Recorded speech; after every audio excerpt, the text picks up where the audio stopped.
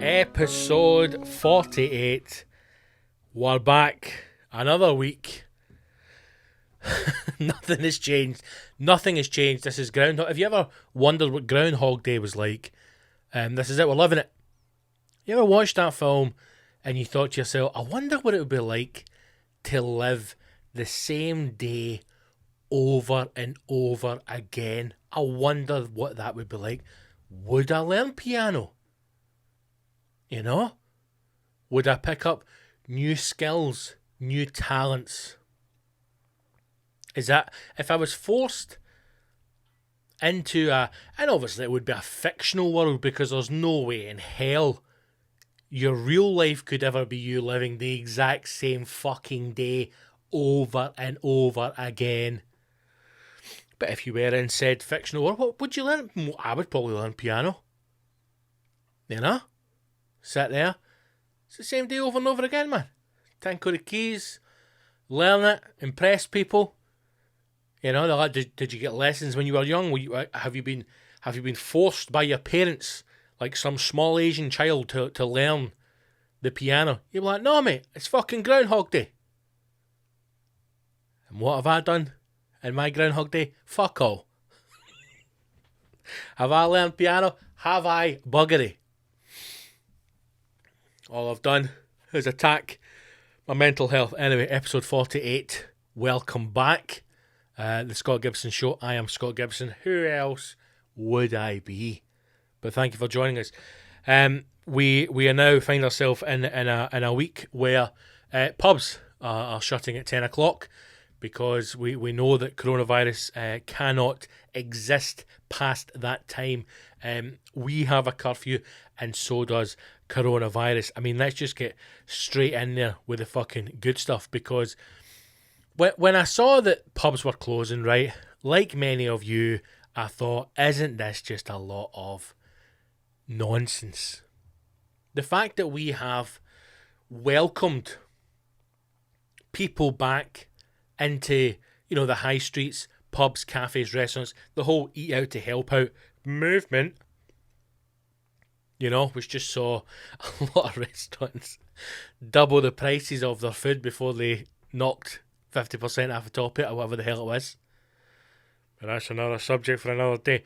And then we're now being told that, you know, we shouldn't be in groups because the fucking R number, whatever that is going up and down. It's the constant. I don't know what the correct term to even use for it is. It is the constant switching between decisions and ideas, moving from one to the exact opposite, literal opposites of each other, on sometimes a daily basis. Go and mix with people, do not mix with people. Go to bars and restaurants, do not go to bars and restaurants. Spend your money in the high street, avoid the high street at all costs. You can't fucking win, man. You can't fucking win. And the thing that got the most, obviously, and politicians, I covered this a little bit on the last Patreon episode, was it, with the Minute on Friday. Politicians right now seem to be in a position where they are deliberately trying to fuck themselves over. Now, I have no sympathy for any politician whatsoever, regardless of if it's a party that I voted for or if it's a politician that I like. At the end of the day, I couldn't give a flying fuck about you, because at your core, you're probably a cunt, the fact that you're a politician in the first place. And let's just be brutally honest, alright? Even the ones that you think you like, at their core, they're probably a cunt. And let's not pretend otherwise. I know that when we first went into lockdown and all this started, the feeling of the world was, you know, we're going to come out of this better people. Maybe the way that we do come out of this better people is we cut all the bullshit and we start calling a spade a spade. A dick's a dick and a cunt's a cunt. End of story. So the whole thing about pubs closing, right, and I found an article that apparently goes into science, even though there's fucking no science for this whatsoever. Pubs closing now at 10 o'clock with a curfew. Also, let's discuss the fact that the curfew here is 10 o'clock. Okay, so if you're in a pub and you're drinking 10 o'clock, the pub's shut, your mid-pint, the pint snatched out your hand, it's fucking launched into a bucket, everybody's evacuated for the pub, the shutters come down, and the staff in that pub desperately, like something out of a fucking Hollywood blockbuster, run for the back door and dive out as the clock strikes 10, and then COVID fucking emerges in the pub and is greeted by an empty pub, and it's like, the fucking bastards have done me again. That is obviously the science behind the pubs shutting at 10 o'clock. You know? I mean, I can only assume that's for staff as well. They must evacuate the building. But here's the fucking twist in the story. Pubs in Northern Ireland, 11 o'clock. None of it makes sense. I said this to you before, if you're in Glasgow, you're fucking probably closer to Belfast as the crow flies than you are to where I'm in the fucking country. But yet your pub shuts at 10, their pub shuts at 11. Is coronavirus like Santa? Does it need time to travel the world? Is that it?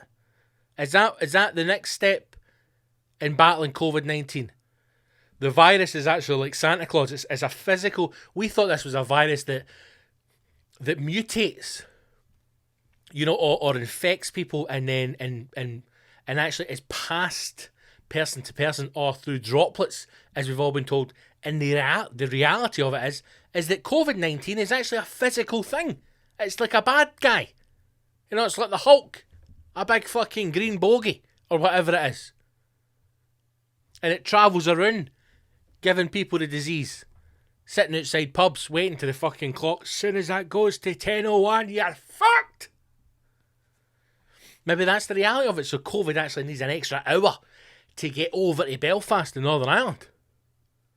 You know, maybe we just need to figure this out. We need to understand where in the world is COVID now. If you can have the app on your phone so you can track Santa Claus at Christmas, so you can say to your kids, better get yourself into your bed, because look, Santa's over the fucking killing fields of Rwanda. He's going to be here soon. Maybe that's what we need, a COVID tracker app. You know, not a tracker app in the sense of it tracks people who have been infected and tells you if you've been close proximity of someone who's tested positive. An actual COVID tracker app that tracks COVID as it travels the globe, infecting us. So we can say, do you want to go for something to eat? Wait till I check in now. He's in Mexico City at the moment. That gives us 4.5 hours. I have plenty of time. We could go and watch Tenet if you want. Grab a burger, make a night of it. Maybe that's the COVID app that we need. So, when it was announced that the pubs are shutting at 10 o'clock, it then emerges that Parliament, I never even knew they had fucking pubs in Parliament, Parliament's own bars, will be opened past 10 o'clock. They do, it's almost as if politicians have got together in the House of Parliament or in a fucking WhatsApp group or something and went, look, they can't get rid of us, right? They can't get rid of us, okay? They already know that the world will function without government. Everybody fucking knows that. The idea that suddenly if Parliament was to fall, or there was no Prime Minister, or there was no elected officials, that we would all be in the street like the Purge, fucking killing each other, raping and pillaging, setting fire to buildings, has now been proven that is not the fucking case. Because the reality is, most people are fucking drones.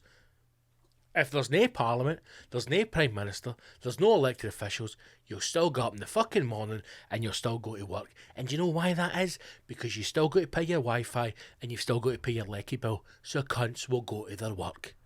So it does feel as if all the politicians have got together and went, listen, let's have a fucking laugh with COVID. Let's have a laugh. Let's just do stuff to piss people off, man. Fuck it. We know how bad it's going to be in a couple of years' time. Let's go down with the ship. We're not going to be here. This next election is going to be a fucking mass clear out. We'll no be here. Let's have a laugh. Shut the pubs at 10. But what time does our bar close? Our bars never close, Finlay. They never close. I never even knew that there was pubs and down the street in fucking Parliament. Never knew. Now, in fact, let's just get up how many there is. I mean, to be fair to them, if you're fucking, molesting and shagging Waynes for most of the fucking day, as these fuckers seems to be, you probably need a pint after that, If you're going to fuck over a whole country, you maybe need a pint after it. This article from Sky News, bars inside Parliament can stay open past 10 p.m. curfew. Of course they can. The bars where MPs drink inside the House of Parliament are exempt from new coronavirus restrictions. It's been revealed. It means the Palace of Westminster, famous drinking holes, are among the few places in the country that can continue serving alcohol past 10 p.m. Now, can we go in there? Is this the ultimate members only club, or could you just rock up? No trainers tonight, big man. It's smart dress. Can you just rock up to one of the pubs in the Palace of Westminster? You want to go to the Palace of Westminster? It does sound like a Witherspoons. Let's not kid ourselves on here. The Palace of Westminster does sound like a Witherspoons. Maybe it used to be an old church, or it was a bank in 1910. And then because we value a pint at £2.10 more than fucking national institutions like churches or finance, we're allowed to go in the shiter and we turn into a fucking pub. So can we just walk into the Palace of Westminster? You get a cider on tap, hen? Summerbees. That'll do. I have a pint of Summerbees, please. The loophole apparently is due to the fact that the bars are classified as workplace canteens. What? Workplace... You try that. You try that. Right? What does it say? If it's good for the goose, it's good for the gander. You try that. If this COVID ever ends, right, maybe in 3 or 4 years' time, when we get back to, people just moving about, mixing, crowds, everything, right? Say what, 4 years, 5 years? Once that's over, and you're back to work, go to the pub on your lunch. Go to the pub on your lunch break. And if your gaffer says a fucking word to you, were you in the pub? I was in the workplace canteen, boss. Classified in this loophole from the Palace of Westminster circa 1845. How is a fucking pub classed as a workplace canteen? The new legislation allows them to remain open where there is no practical alternative for staff at the workplace to obtain food. A fucking vending machine. A vending machine. So let's get this right. The loophole for the fucking human waste in the Palace of Westminster, the loophole that they can get around is that their bars can remain open past 10 p.m, past the national curfew for coronavirus, because there is nowhere else, and I quote, there is nowhere else at the workplace for staff to obtain food. Have these cunts ever heard of Deliveroo? You're telling me they can't get a Deliveroo at the Palace of Westminster? Is that what you're telling me? There's fuckers in the Isle of Skye can get Deliveroo. Folk up in Inversnecky. I mean, these fuckers can't even read or write, but they can go on a phone and they can order Thai food. And you're telling me the Palace of Westminster can't get fucking Deliveroo?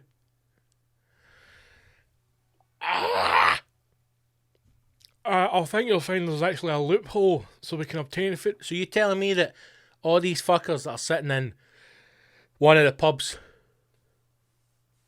in Parliament getting steaming at 11:15 at night, they're all sitting with a banquet, are they? Eating. Fucking make me sick. Honest to God, man, I swear to God, and I know that sometimes my views can be extreme, but please remember, this is a comedy podcast, and I say things without meaning it, and no scientific knowledge, factual base, to back up any of these arguments. I'm just a fat man having a rant. But believe me, politicians should get fuck all. Fuck all. Give them a wage, you've got to pay them a wage. Forget your expenses. Forget your second house. Forget a pub. Forget discounted meals. They get fuck all, the cunts. Give them nothing. Get to your work and then get to a fucking normal pub at rest days. And see if you can't get there because you're working late. Good. Good. See when you see pictures of like politicians in restaurants or politicians in bars or attending functions or like galas or some kind of art thing, I always think to myself, what the fuck are you doing there? Get to your fucking work, cunt. Get to your fucking work. Oh, but it's 8 o'clock and I don't give a fuck. You're telling me there isn't somebody in your constituency that's having a hell of a time right now. Get to fucking work. Parliament should be like the old Atlantic 252. Parliament should be a pirate ship. Fort Boyard. That should be the House of Parliament. Where the fuck... What happened to Fort Boyard? Is it even a real fort? I don't know. Somebody get Melinda Messenger on the phone. We'll ask her. That should be Parliament. Palace of Westminster, Houses of Parliament. Scrap it. Scrap the fucking thing, right? Bulldozer it. Sell the land off for flats. Make fucking trillions of pounds selling it. Send it to a fucking oligarch. Sell it to somebody in Dubai. I don't care. Sell it for 100 billion gazillion quid. Stick that in the national pocket. Right? Use that money. Sell everything. Sell fucking Buckingham Palace. Sell the lot of it. Sell fucking everything. Get that money. Go over to Moscow. Putin. Big man. A word. Fancy buying Buckingham Palace? Shut up. I'm serious. Do you want it? 100 million, bazillion, gillion. It's yours. Sell it to the Saudis. Sell it to the Chinese. I don't care. Sell everything for under their fucking feet. Put that money into the purse. Use it for health, education, housing, mental health. You know, have that separate for fuck's sake, rather than just dumping it all in there. Use all that money. Current MPs, your second house, your third house, your fourth house, guess what? I'm taking it back. Oh, but you can't take that back. Oh, guess what, ball bag? There's a loophole. Look at this loophole that I found here. It's called the cunt and ball baggery loophole of 2020. We're taking it back and we're selling it. This is the new face of politics. This is the new structure, right? You want to be a politician in this new world, this modern world. You can be elected, fine. You can stand for something. You can run for something. I want to make Castlemilk better for the people of Castlemilk. Good for you, mate. Good for you. Elected, right? You go down to London. You go to the House of Parliament. You're all excited. You know, you're going, I can't believe I'm getting paid this much. I'm getting paid 150 grand a year, I think. Plus expenses. I don't have to fucking buy a thing. Pens, expenses. Dinners, expenses. Ubers, expenses. I get all that money. I don't buy a fucking thing. And then they give me a house. Unbelievable. You get your credentials. You get your wee lanyard. You know, you get a wee tote bag with a House of Parliament on it. It's got a pencil, a giant rubber. You know, something like that. And then we bus you. We bus you to Torquay, right? Or somewhere in Wales on the coast, right? Or in fact, Greenock. We bus you to Greenock. Yes, right? We bus you to Greenock from London. No breaks, no stops. So you're really pissed by the time you get there. And then we put you in dinghies, blindfolded. Obviously for national security reasons. And we sell you to a purpose-built fort on the fucking sea. And that is where you will conduct the business of the nation for 4 years. You don't leave the fucking fort.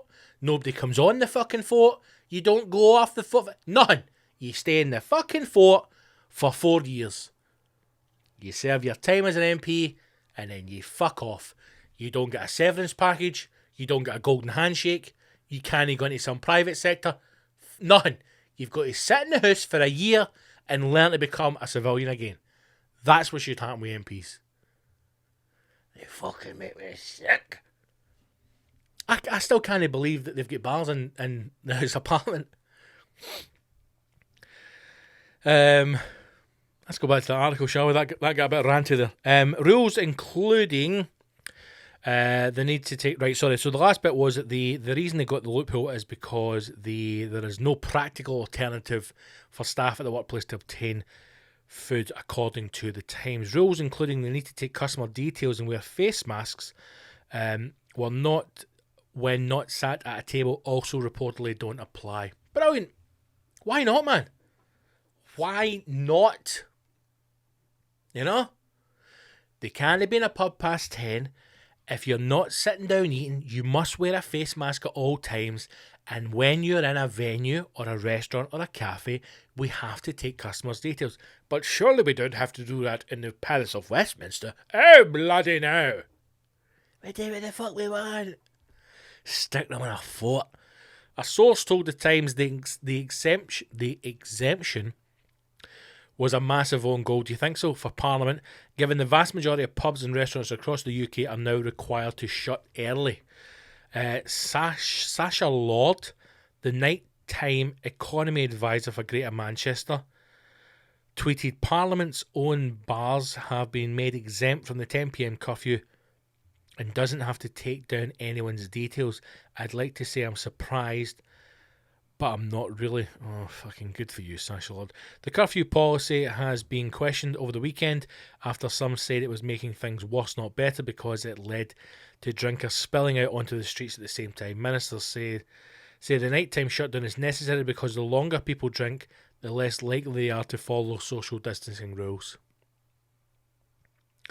Parliament's bars, including the Strangers' Dining Room, the Adjournment and the Members' Smoking Room and Pungin Room, were open to MPs before the summer recess after being closed due to the pandemic. Piers Morgan is among those to have criticised the move on social media. He tweeted the exemption was absolutely outrageous. Speaking on the show earlier, he said it's kicking out time for the entire country apart from MPs. Is that a joke? It's one rule for us and one rule for them. I mean, let's not forget that Piers Morgan's also a cunt. Parliament itself shut down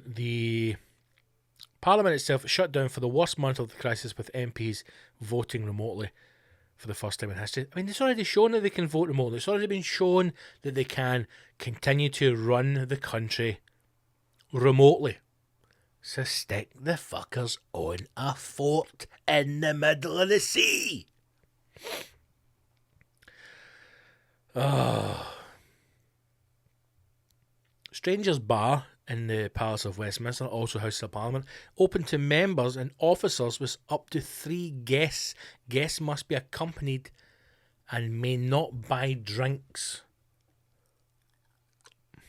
Again, more loopholes. So that would have been bought in place so that they can bring guests in, because there would have been a time, probably now and in the past and in the future, when certain members of Parliament will be sitting on, a Wednesday night, Friday night in Strangers' Bar in the Palace of Westminster and think, wouldn't it be nice if I could bring some rent boys in here? And that's why they're allowed to sign guests in. But the rent boys can't buy drinks. The Member of Parliament has to buy the drinks for them. Jacob Rees-Mogg, professional cuntster, led plans to bring all MPs back to London at the beginning of June, and there were long queues snaking around the building as politicians tried to vote. The regulations that allow bars to stay open are reportedly being kept under review by the House of Commons. Tory MPs have been critical of the curfew plans, describing them as a terrible blow for the hospitality industry and warning there must not be another major lockdown. I mean, the thing about this 10 o'clock stuff is, during the week, I don't think it's going to make much of a difference. I really don't, right? I don't think there are a lot of people anymore going out getting steaming during the week. But Friday, Saturday night, it's going to be an issue, because there are bars that a lot of people are out in, and they're having old-fashioned nights on the tiles the way they used to. And I think that it is going to spark people to drink more. I think it is going to force people to, order more alcohol than they should, consume more alcohol than they should, fling a couple of pints down their neck come 10 o'clock. But then, I mean, is that is that any different to a normal weekend when it's closing time? You know? I think this issue is two things. I think that the discussion around the fact that, again, politicians in this country have shown that it is one rule for them and one rule for us. And a broader line on that is that it's one rule for the elite, the rich, the top end, and the rest of us fucking scrape by. That is a different talking point, a different subject, rather than our abuse of alcohol and how we consume alcohol. Because that's not been affected by COVID. People have been knocking back booze for years. We've all done it. We've all been in a pub. We've all been in a puff as well. We've been in a bar and you've heard the bell ring for last orders. And even if the fucking panicking people, you know, I have seen friends, sensible people, you know, grown adults, good jobs, careers. The panic in their fucking face. Oh my God, it's last orders! We've all done it. We've all been sitting in a pub, the bell rings, your mate stands up and goes, fuck last orders, runs to the bar and then comes back with a tray that defies physics. You're looking at the tray going, how much fucking bevy have you got on this tray? I didn't know what to do, so everybody's got a Jack and Coke and 2 pints each. Why? What is our... Where has that come from? That need to consume alcohol, man. You know, instead of... I don't want to say a European approach as if they're all fucking, you know, avant-garde and advancing this shit, but why can the approach not be to enjoy your evening rather than the amount that you drink? Why is that the focus? You know? Fuck, his last orders. So? Do you want another pint? No, really. I'm fine with this. That's a completely different discussion for another day. So I don't think that the 10 o'clock closure is going to have that much of an impact on that kind of, you know, binge drinking, that kind of, you know, big consumption, because that's always existed. I do think the issue is going to be if a lot of pubs are busy, they all chuck out at 10 o'clock and then there's a mass gathering of people. So it's going to be interesting to see what happens, man. I mean, how many times have we said that? And I feel as if you may have noticed it more where it's been spoken about, the fines, and there was an article that came out today that I saw on BBC News where there's been 3, I believe, maybe even 4 new COVID-19 laws being passed by Parliament as well, which can enforce fines and imprisonment on repeat offenders. So it's very interesting that these have now been brought in, and they're being discussed, but they're not being discussed openly. It's not you know, it's not in the first 3 news stories, for example, so the majority of people won't really know about it. Is this another move by the Tories to, you know, to in a way to tax the poor? Because those are the ones who are going to be hit with these fines. It's going to be people who are normal people, out working, grafting, trying to fucking survive, trying to exist in this shitstorm that we find ourselves in. They go to the pub, they're in the pub at 10:05. One of these fucking, you know, community liaison officers comes round, checks in, sees you're still in the pub, bang, there's £1,000.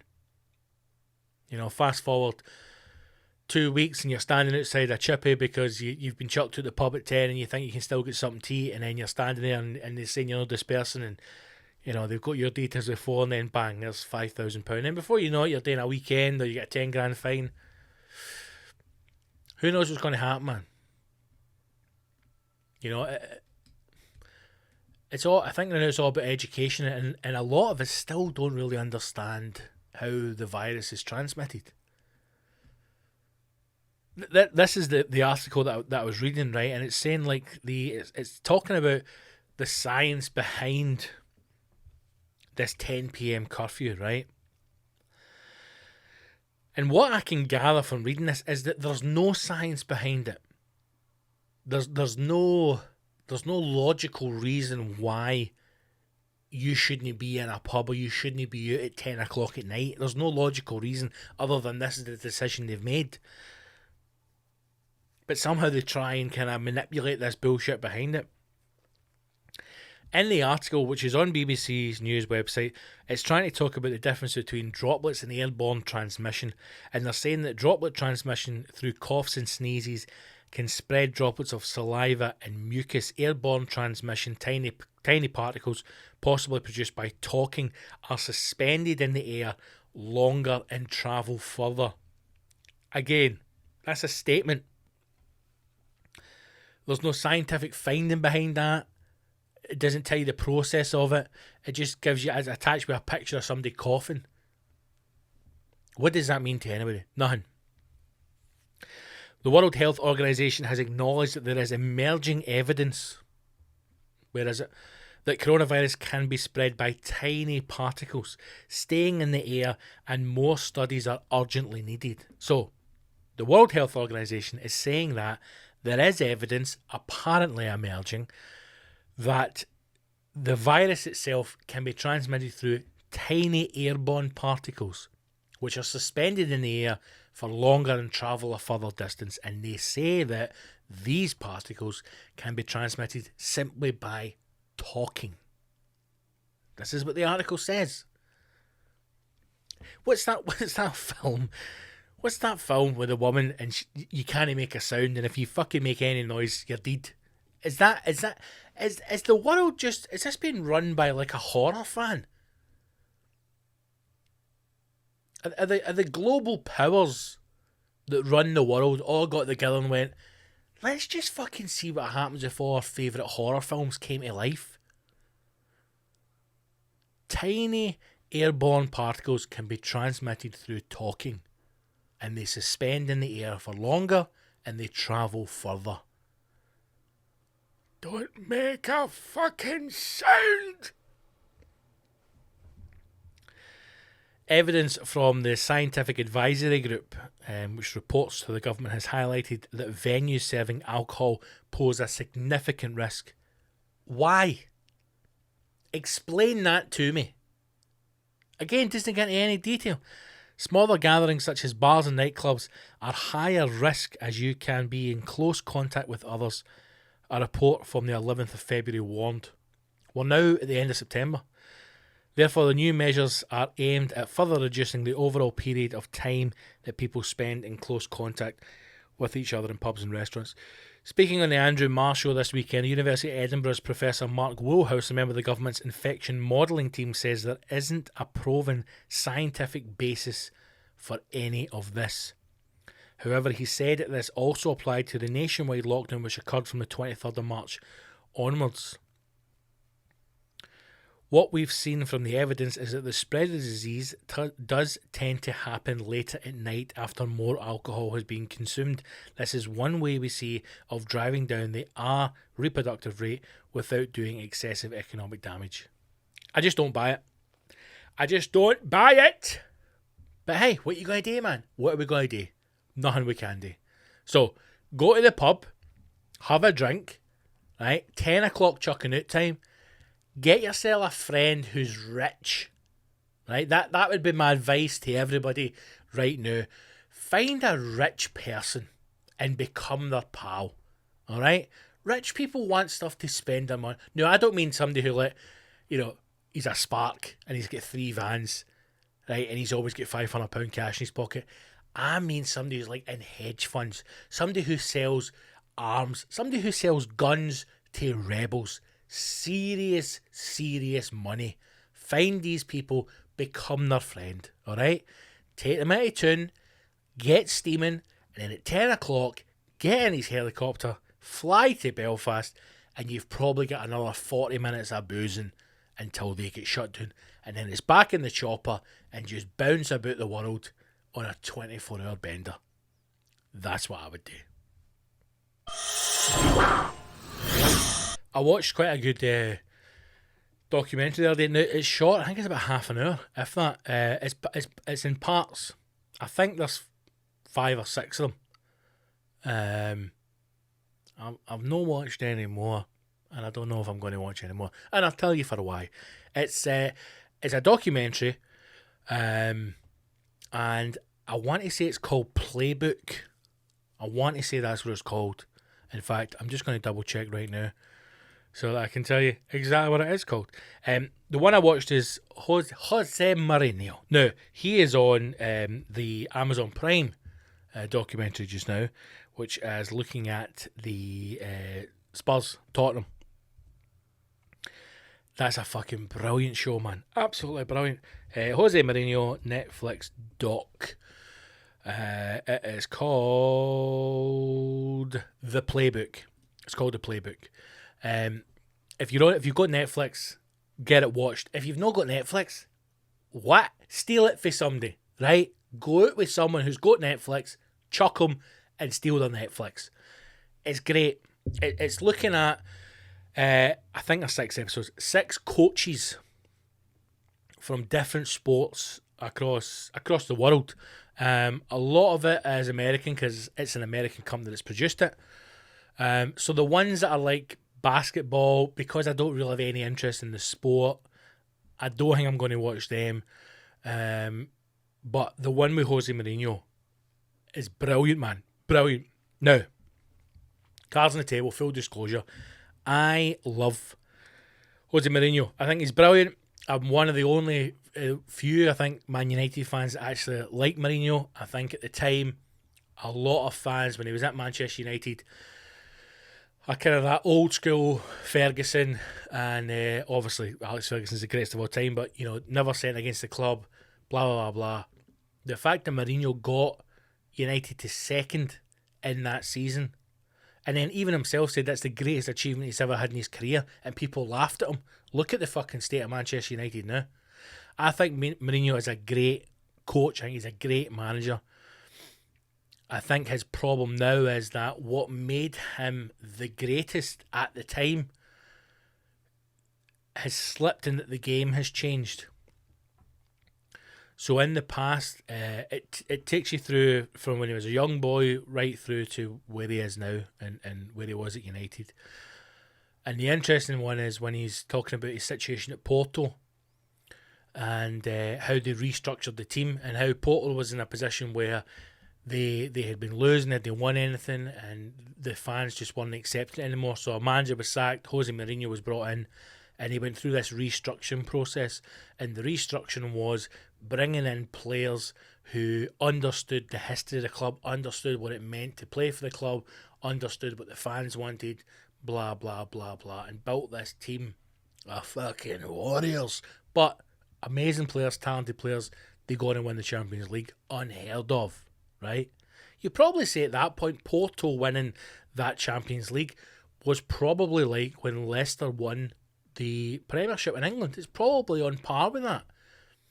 It is a team from a country which should not win the Champions League. The Champions League, the structure of UEFA, is done so in a way that one of the clubs from the big three will win it. An English club, an Italian club, or a Spanish club. Those are the clubs they push for. Now, obviously, you have Bayern in Germany, right, who have won it this season as well. But Bayern themselves are a bit of an anomaly in Germany, almost to the extent where it's like PSG in France. It is, I mean, it's not a one-team league, but it's as good as a one-team league. Never used to be that in Germany, but that's the position it's in now. So the way that everything's structured for qualifications, when they start to play qualification matches, when they start to play league matches, everything really is geared towards an English team, a Spanish team, an Italian team winning the Champions League. That's what I think anyway. If I get any basis on that, a fact, fuck all. But at that point, a team from Portugal winning it, unheard of, with a new manager who no one knew of. It's a stuff of fairy tales. The documentary is great. Talks about his father as well. His father was a football coach. And something that's quite interesting towards the end when it talks about his father, how he had been offered the chance to go to a bigger club which would have, and all Josè Mourinho indicates is that it would have changed his family's life. So it must have been a higher status club, probably in another league. It would have been far more money. And he says in it that his father was loyal to the club that he had success with and he built over those X number of years. And then Josè Mourinho says he was fired 3 months later. And, I mean, I'm not a psychologist, but you can see that has obviously... That is something that has remained from his childhood deep within him, that has shaped him as a person, whether he knows that or whether he's conscious or unconscious of that shaped him as a person. And you can maybe see how that has made him be almost ruthless in his decisions to move clubs and to move on players. And I suppose to be successful and to have that level of success that he's had, maybe you need that ruthless streak in you. I do think that when he's talking about certain things and you base it on some of the situations that he's been in recently, you can tell that the game itself has moved past a point where it's harder to influence. By that I mean there was a time, I think, when you could probably get a group of players together and you could say to them, I want you to fucking live and die for me. I'm going to take you to the promised land and we're going to win the Champions League and we're all going to fight together. And you could motivate that and you could structure in that and you can push that on. Now, at that level, at the elite level, it must be hard when you've got some guys picking up £500,000 a week. And I don't know if it is an old-fashioned idea, but there are probably a lot of elite footballers who would happily go a career never winning anything, but they're picking up 250 grand a week. Now, who could argue? Me, you, civilians in that situation, would you go and be a footballer for 250 grand a week and never win a trophy? Of course you would. But if that has been your life since a young boy and you've been brought up through football, you've never known another career, you've only been a footballer, isn't there an element of you that would want to strive for that and strive for success and to win something? And maybe that type of player not doesn't exist anymore, but there are fewer of them. And to build a team with that type of mentality is getting more difficult. Interesting as well, and he says that he doesn't coach players, he coaches the team, and that probably lends itself to the argument of he's trying to build something to move towards a goal. So I loved it. Great wee document. It's half an hour. Talks about his time at Inter Milan as well, which was interesting. I did not know that when he went to Inter Milan, there'd been a time when they didn't win anything, won the league for a couple of years, and they hadn't won the Champions League. And Mourinho comes in, wins the league, wins the Champions League. And Real Madrid had come in for him before the end of the season. And he talks about it in the documentary, saying it was one of the most difficult decisions he's ever made, and how you dream of getting the chance to manage Real Madrid.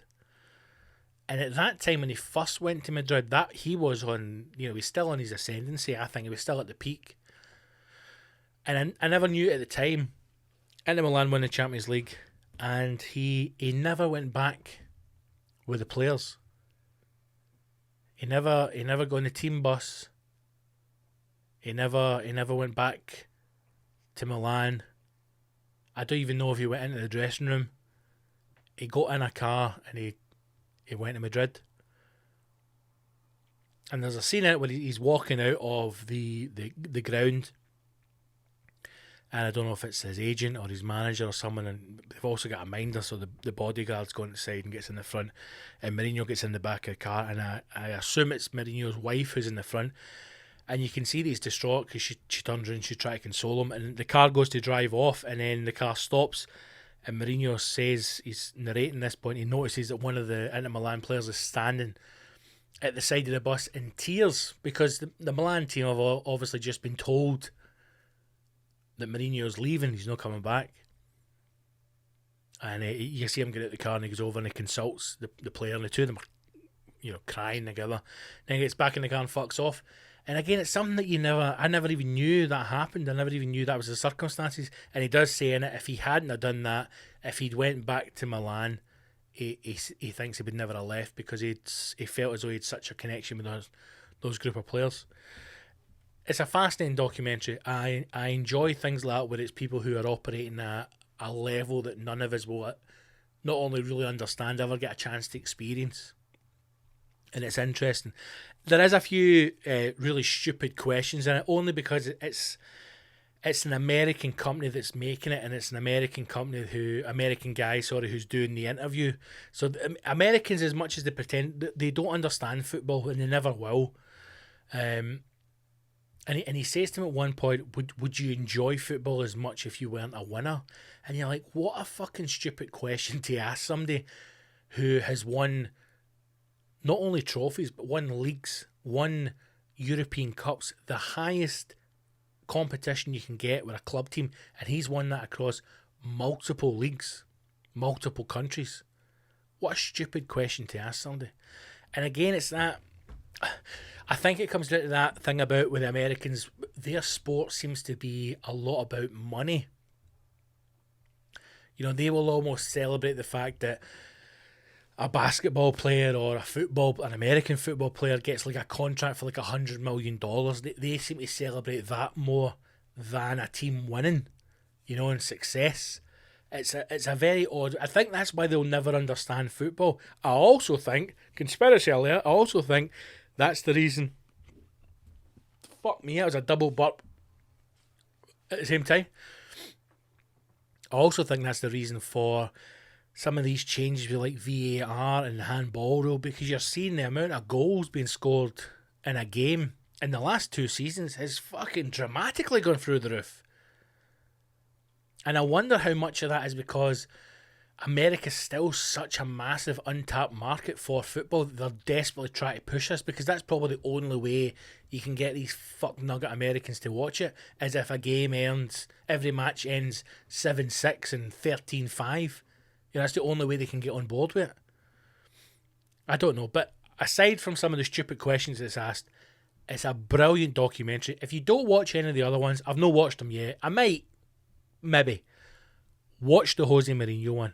It's fucking brilliant. Netflix, it's called The Playbook. Check out the Mourinho one. It's fucking great. Right. Here is an article which I saw, which, now, I've not read it yet, so as always, we will experience this together. But when I saw the headline, I was intrigued, because apparently there are reasons behind this, and I wanted to find out the reasons, and then I'll give my own views on this quite explosive subject, which I imagine has affected everybody in their life. You may have been knowingly affected by this. You may be the person infecting that infection on people. Anyway, let's get to the article. And the headline of this article is simply why men pee in the sink. Now, peeing in the shower goes without being said. Okay, goes without being said. We all do it. Man, woman and child, we all pee in the shower. We pee in a pool, right? We've peed in hot tubs, jacuzzis, wherever there is water that you can submerge your body or have cascade down upon you, we have pissed in it. Pissing in the sink, however, I imagine would be a hot potato for many of us. Now, let me just clear this up once and for all before we go any further. Have I peed in the sink? Yes, I have. I'm not going to lie to you. I'm not going to stand here and pretend I haven't. I have. Why? I don't know why. Maybe the reason will come up in one of the 5 reasons that this article gives. I can tell you right now, at times it's more convenient and comfortable. The sink is the perfect height for my testicles, and I just allow my, the old meat and veg to hang over into the sink, and I can dispense my offering and then wash up and continue with my day. So, hey, if you've ever wondered, why men do that, we're going to find out. Now, this article is by a gentleman called John McDermott. And John opens with, believe it or not, there are 5 good reasons. John goes on to say, a couple of years back, women on the internet were astounded and repulsed to learn that a significant number of men regularly pee in the sink. If you know a substantial number of men, there's a decent chance there's a sink peer in your life. Are you, gentlemen, listening to this podcast, rascals, the male rascal community of the podcast? Do you pee in the sink? Have you peed in the sink? Is this something that is a regular thing in your toilet visits?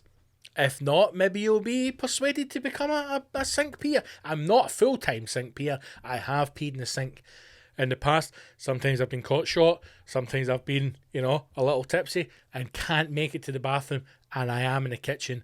Sometimes your partner is in there if you only have one toilet and you have to pee in the sink. Now, is there a difference between peeing in the bathroom sink and the kitchen sink? I would say yes, there is. I would say bathroom sink is okay. Kitchen sink, I'd say maybe avoid that if you can. The conversation, which happened online, started out innocently enough. A lady called Sam Escobar, no relation, asked guys if they have to hold onto their parts while evacuating their bladders, only to have said guys open up about peeing in the sink. Sam Escobar, deputy editor of Allure magazine, tweeted, question for people with penises. How many of you don't use your hands when you pee? Now, completely separate subject. If you're a hands-free pisser, you're off your nut. Right? You need to be in full control during and after urination. Full control. Abhorrent as the behaviour may seem to the opposite sex, I know I'm not alone in the sink peeing habit. Official statistics on sink peeing were unavailable, obviously. There's not enough anecdotal evidence to suggest it's more common than suspected. The world's foremost sink peeing advocate is probably comedian and digital media impresario Adam Carolla. Never heard of him. Who's championed the practice for years on his signature podcast, The Adam Carolla Show. Go and check it out after you've listened to mine. There are numerous sink peeing apologists on Reddit. I studied these accounts hoping to arrive at a grand undefined theory for men to pee in the sink, but blah, blah, blah, there's no time to look. Right, here are the 5 reasons given by John McDermott that gives some kind of, gravitas to gentlemen who pee in the sink. Now, if any of these, are reasons that you feel as if you could become a sink peer. Now listen, also, it's 2020, right? So we can't just hold this back to men. Yes, it's easier for a man to pee in a sink because most sinks are testicle height. Like I said, you just flop it out, hangs over the edge, and you do a pee, right? Maybe you brush your teeth at the same time, clean the wax out your ears, brush your beard. I don't know. I'm not saying I've done that. I'm just saying it's a possibility. But maybe if you're sitting going, hey, I might fancy pissing in the sink, here are 5 reasons why you should. And if any of these reasons, go, hey, there it is. That's the reason for you. And again, ladies, if you want to pee in the sink as well, and any of these reasons, hit home with you, and hey, get on board. Reason number 1, it's quieter. According to John, last year, Reddit user, it's extraordinary, sparked controversy when he admitted he pees in the sink because he has a pathological fear of people hearing him pee. Now, I have known people in the past who have ran a tap when they've gone to the toilet. I don't know if they're a heavy shitter. I don't know if they, some people conduct a large fartsicle when they do a poo. It can be loud. I don't know if people are trying to distract others. I don't know. Some people don't like to hear the sound of their shit hit the water. Some people have got a poor dismount. When I do a shit, and it evacuates, it kind of falls into the water like an alligator returning from land into the pool. It just kind of moves very gently into the water. I've known some people who, when they do a shit, it sounds like someone's gone off the Fourth Road Bridge. Fucking spadoosh. So some people like to mask the sound of their movement. That could be the reason. The man may have major hang-ups when it comes to a natural human process, but his tactic does have practical use, such as peeing late at night. Peeing in the sink spares your roommates the sound of you lifting the toilet seat, clanking it against the porcelain to take a loud pee in the darkness, and then having to flush again. So, reason one, quieter. Okay? If your partner has ever said to you, "In the name of God, the noise you make when you go for a piss," maybe it's time to pee in the sink. Second one, it uses less water. Now, if you have ever had a go at your other half or your friends or family about recycling or saving the fucking planet, right? You should be pissing in the sink. If there is a single vegan amongst you listening to this podcast, I'd be surprised.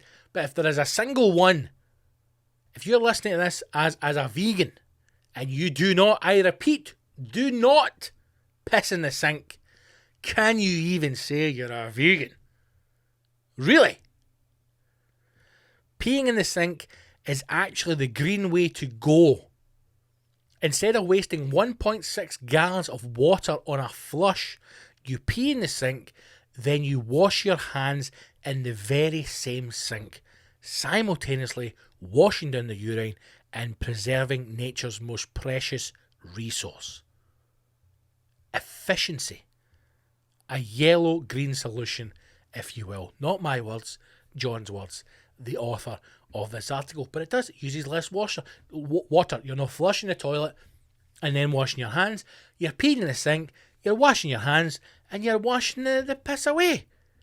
And if you are in full control of the hose during the urination, you could fucking aim for the plug. Make a game out of it.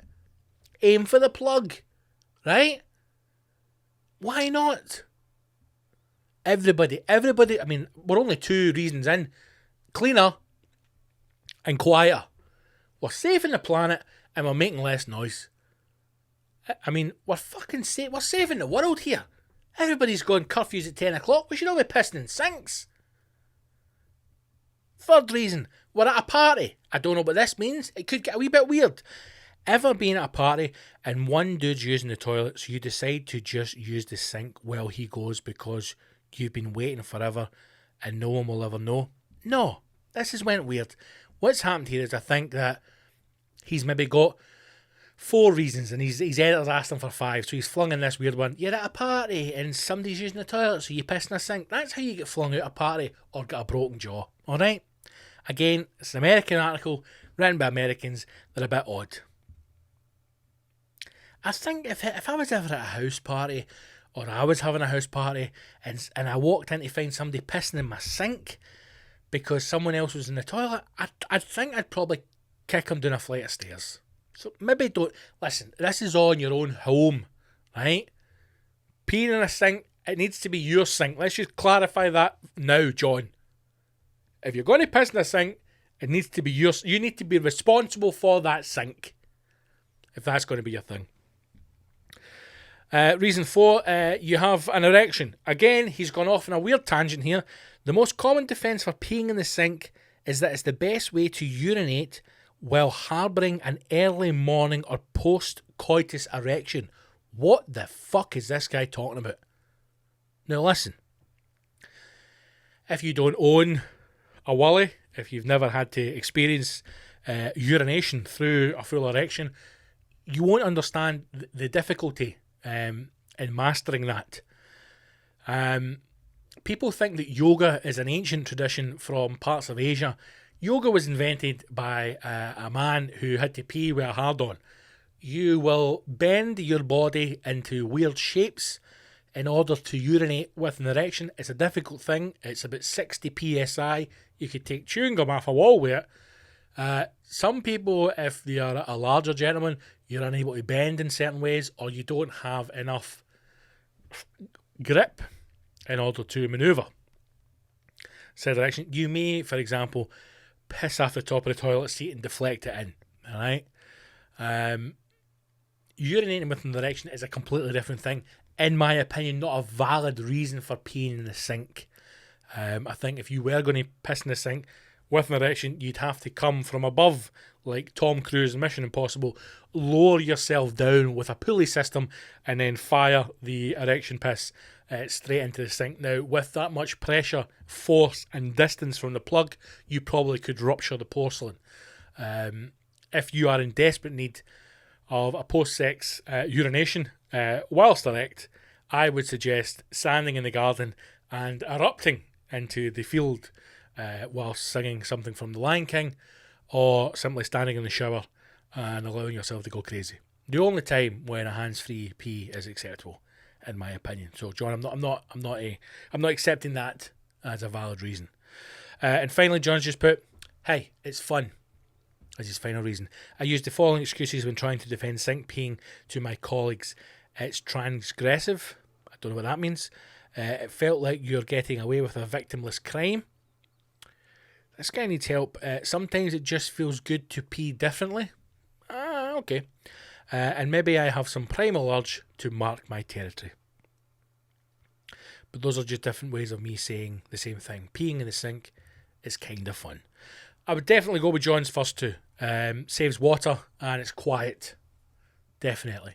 And I think if we are in a world now where we're trying to preserve life, we're trying to make the world a better place, sometimes we want to go with the grand gestures, the big things in life. Maybe we should start small. Maybe we should all start pissing in the sink. Right, I'm very conscious of the time here, and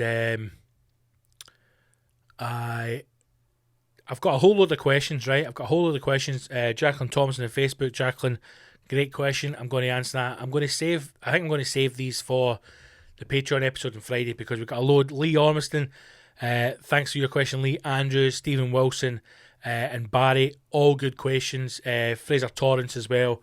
Bit of an odd one, but also good questions.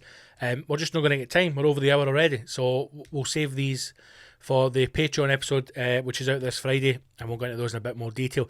If you'd like to get access to the Patreon episodes, they come out every single Friday, as well as all extra content, comedy albums, comedy special, all that kind of thing. You can do so by joining the Patreon. It's very easy. It's $5 a month. You go to patreon.com/Big Scott Gibson, or go to the website, scottgibsoncomedy.co.uk. All the links are on there. It's a great way to support the show, support me, keep these coming out regular during this bloody difficult time. And so please do that. If you enjoy the show, please share it, spread the numbers, and consider joining the Patreon. I cannot thank everybody enough who has signed up to the Patreon. You are legends, every single one of you. So consider doing that. Patreon.com/Big Scott Gibson. It's worth it, man. What's $5? £3, $2.80. Fucking pennies. And you get 8 episodes a month. 2 a week. Oh, what more do you want from me? So those of you who ask questions, thank you very much indeed, guys, and we'll pick that up on this Friday's episode. Right, one more thing. Let's finish off. We're going to go back to the Metro. And we're going to finish off with one of the most amazing stories, as they always do. Again, we say it, you know. There's a reason why the Metro is free. Because shite is not worth paying for. Now, at a time when we are living in huge uncertainty, it's one rule for them, it's one rule for us. The good people at the Metro bring us the news items that are not only important, but need covered. And like no other, this is one of those articles. From a new name, Tom Williams at the Metro. And Tom has covered this beautiful little news piece. Driver takes to the streets with entire greenhouse strapped to the roof. Why? I hear you cry. I have no idea. Let's discover together. Bizarre footage, of course, has emerged of a car being driven down a busy road with an entire greenhouse strapped to its roof. Passing drivers were stunned as the Citroen C4 drove at speeds of up to 40 miles per hour. If he'd hit a kid at 40, he'd have fucking leathered the bastard. With an 8 foot by 6 foot metal frame balancing precariously on top of it. Citroen C4 as well. No an easy car to strap something to the roof of. You know?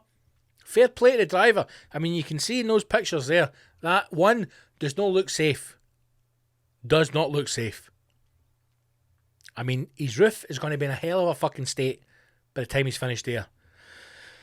A backseat passenger was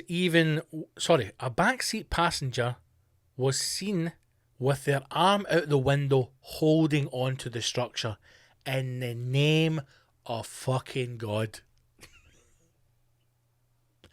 That's obviously been, I'm going to say, a Facebook purchase or a Gumtree, right? Where they've turned up thinking that they're buying a greenhouse because it's lockdown, right? People are getting into their gardens, they're doing stuff up, bit of DIY. She's always wanted a greenhouse, mate, so when I saw this for 15 quid, I thought this is absolutely perfect, you know? Thinking the greenhouse is going to be dismantled in some way, but no, to their horror, Franco discovers it's still fucking erect, 8x6.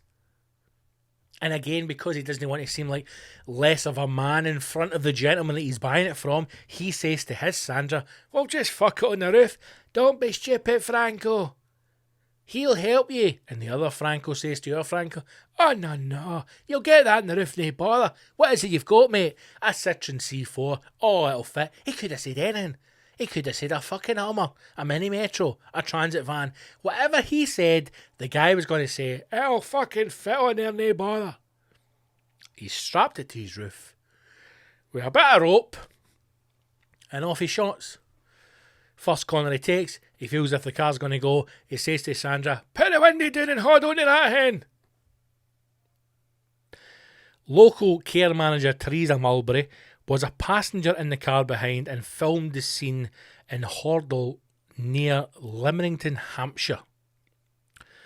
She said her partner followed the Citroen for around 2 miles before it turned off the main road. Teresa, 50, said as there were no glass panels inside the metal frame, the wind was able to blow right through, and described the whole thing as mad.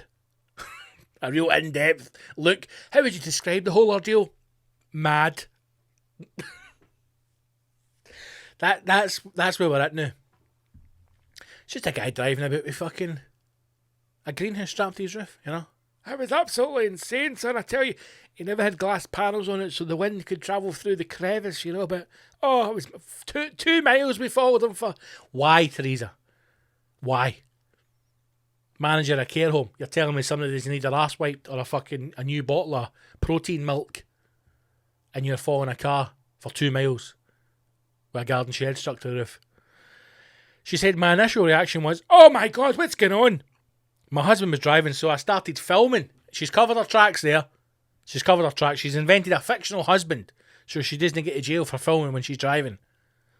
I started filming for the passenger seat. It was just madness. Madness, I say. What was mad about it, Teresa? Did he start throwing shite at the window or screaming and talking in tongues? No, I was just mad. He was driving about with a shed. It was fucking mental. We followed for a good 2 miles before it turned off and you could hear it clunking about. Teresa goes on to say, there was even someone in the back seat with her arm out the window holding on for extra support. A good team player, Teresa. A good team player. Thankfully there was no glass in the metal frame, otherwise it could have been everywhere. Could have been. But again, there's no point in worrying about things that haven't happened or could not have happened. It's the sort of thing you might expect to see in India. Racist, Teresa. Did it take long? Did not take long. She's conducted a quick 3-minute interview, 4 lines of context, and boom, she's gone straight for the racism. It's the kind of thing you expect to see in India. You know what I mean? Are they cunts hanging off the front of a train, sticking a shed on top of a motor? You don't expect this in England. This is a disgrace. It's the type of thing you expect to see in India. I've never seen anything like it. What a sheltered life Theresa has lived. She's never seen anything like it in all life. You know? Dinner party, 10 years time, retirement. Sitting there, people of the world. Conversation comes up with crazy things. As in, I once saw a small monkey in Peru remove the bottom half of a man's face. Shocking scene, shocking scene. What's the most crazy thing you've ever seen, Theresa? Well, I tell you this for nothing. I once saw a man, and fucking Franco will back me up here. I once saw a man drive a car with a full shed, a full greenhouse on top of his roof. And it's the maddest thing I've ever seen in my life. It certainly does bring a whole new meaning to the term greenhouse gases, Theresa went on to say. Not Disney, Theresa. It really does not. Because greenhouse gases is actually nothing to do. Do you know what? It doesn't matter. You're right. Something you see in India. Bizarrely, it's not the first time this year that a motorist has decided to go out for a spin with their greenhouse attached. A driver in Rochdale, Greater Manchester, was caught on camera with one strapped to the roof back in January. Pictures showed the car being dwarfed by the size of its unusual load, oh, hello, which very nearly brought down a couple of telegraph poles. There you go. Headline was, driver takes to the streets with entire greenhouse strapped to roof. And it should have been racist. That should have just been racist woman spots greenhouse. That's the headline. But if you want to look at that and some other wonderful stories from across the world, go to the Metro's website. Right, team, that's us, man. That is us. What have we got to punt? A couple of gigs coming up, unless we go back into lockdown, in which case we'll be going underground and taking over a school at gunpoint. Don't say that, Scott. And having the gigs there. October 24th, The View in Oban. Tickets are on sale. October 25th in Glasgow is sold out. That is the rescheduled date. And then November 6th, The Bungalow in Paisley. Tickets are still left, although it's a tiny wee amount. Go to my website, scottgibsoncomedy.co.uk, or go to ctickets.com, search Scott Gibson, and you can get the tickets on there. October 24th, The View in Oban. 25th, Classic Grand in Glasgow, sold out. And November 6th, The Bungalow in Paisley. Please do come along if you can. Right, that's us. Those of you who are on the Patreon, I will speak to you on Friday with another episode. Everyone else, thank you for listening, watching, and share the podcast, share the show. And I'll speak to you all soon. Take care. Stay safe. Wash your hands and your arsehole. Set an alarm for 9:45 so you don't get caught out in the pub and get yourself a £1,000 fine. And hopefully I will see you in the battlefield very soon. Onwards.